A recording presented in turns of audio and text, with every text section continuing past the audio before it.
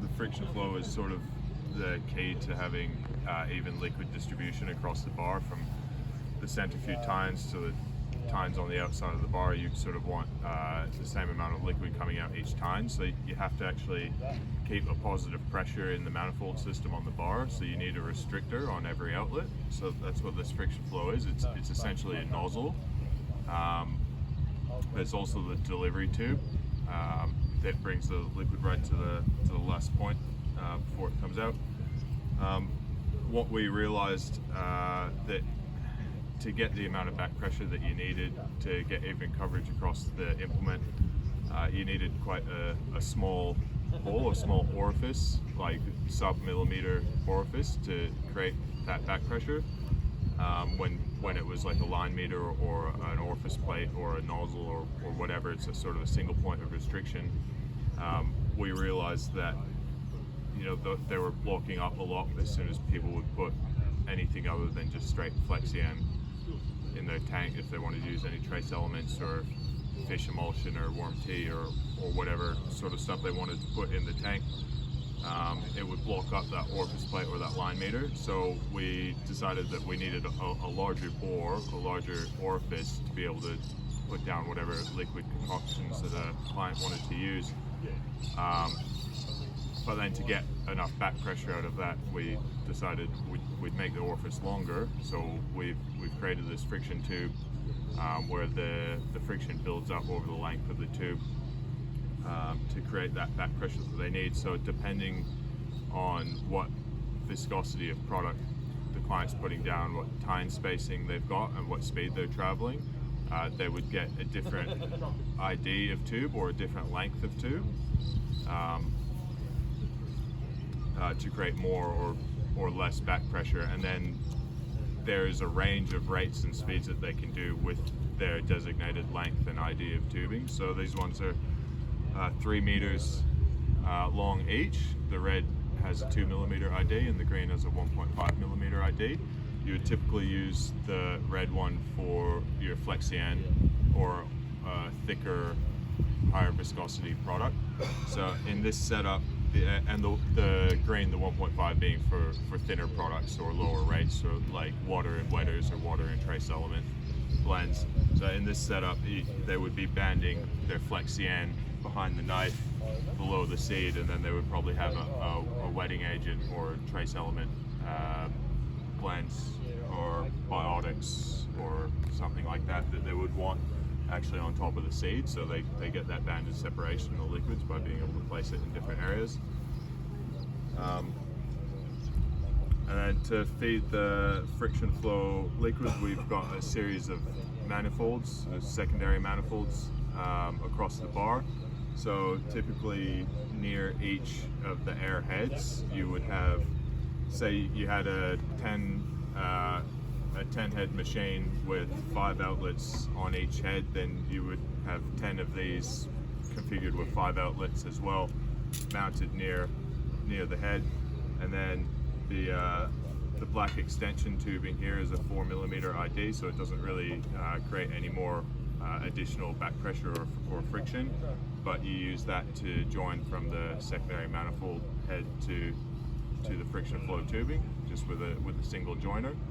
So each outlet, each tine has got a maximum of 1 joiner with no adapters or line meters or orifice plates or anything like that. It just goes directly from the outlet through a single joiner to the friction flow being your restrictor or your nozzle and your delivery hose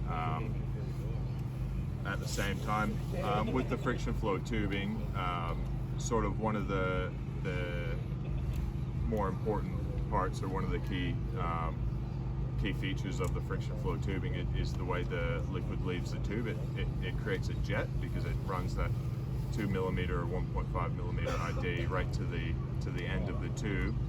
The liquid leaving the tube is got quite a high velocity because you forced your volume of liquid into a narrow passage, so the liquid's moving quite quickly, and you actually get a jet or like a pencil stream that comes out of the end of the tubing, and it really it hits the bottom of the furrow, so you can direct the flow of your liquid delivery jet to exactly where it needs to be, so you get that accurate placement instead of it just sort of dribbling out of the tube, or gravity feeding out of the tube, or being just a very soft stream where if you're sort of driving forward at speed, if it's not a strong stream, it would be sort of dripping and dribbling, and you wouldn't get that uniform application throughout the furrow. So you really want a positive stream that will paint the line of nutrients all the way through the furrow, so that every seed has the same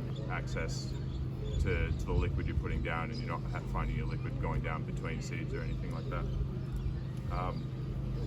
So these red dots on the top here, the integrated non-drip valves. So they open at 0.3 of a bar. So when the liquid is shut off from the metering, from the regulation, these close just about instantly as soon as you relieve the pressure from the end.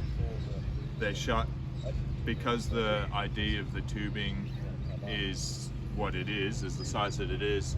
It's too small of an opening at the bottom for air to be able to go back up the tube to displace the liquid out of the tube. So as soon as these lock off, the liquid is locked in the tube, and you can kick the Tyne or you can drive it or whatever, and the liquid won't come out. It's stopped right at the end of the tube. And it's great for section control. Automatic section control on-off times are essentially zero. As soon as the master is turned on again, the liquid will eject immediately. So it's the on-off times are basically instant. And when you do fold up, if you go to fold up your bar and you've got FlexiEn in the tubes, it doesn't run out. So you'll be folding up your bar, and you don't have to worry about liquid FlexiEn dripping all over the bar or anything like that. It's locked in the system, so it's really clean that way. These groups of secondary manifolds across the bar, they're completely modular, so they can be rebuilt to suit whatever arrangement or configuration suits your bar best. I think coming from factory, Duncan's got it really worked out, how many outlets on each head and how it's all going to be plumbed up. These manifolds get fed from a single primary manifold somewhere central on the bar. It'll either be a series of outlets with hoses to suit this, or it will be an automatic section control bank with as many electric on-off valves as you have secondary manifold heads on the bar. So you'll feed your metered liquid in from the bin, from the air cart, into the primary section control manifold. It will shut sections on and off as instructed by the Precision Ag equipment, or I guess XD Plus in this case. And the primary manifold, section control manifold, has a metered bypass return, so it will be returning liquid back to the air cart as well. So if one section shuts off, it takes the volume of liquid that would have been going out through that one section and returns it back to the tank. If 5 of 10 valves shut off at once, it will return half of the total volume of liquid back to the tank. We've gone with that metered bypass return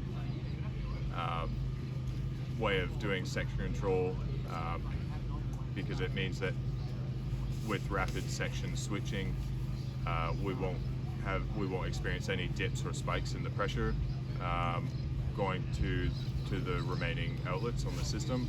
In a non-section control model, if you shut off half of your sections, then you would need to, and not returning any to tank, you would need to wait for the regulation valve to adjust its flow down to about half of what was going out, and then you would have to wait for an amount of time for the excess pressure that was then created in the remaining 5 valves to exhaust through the tubes, giving you a higher rate than what was your target rate for that amount of time before it would sort of catch up. So we've managed to get around that by using the metered bypass valves on the section unit. Just makes it very accurate. Yeah. Do you have anything?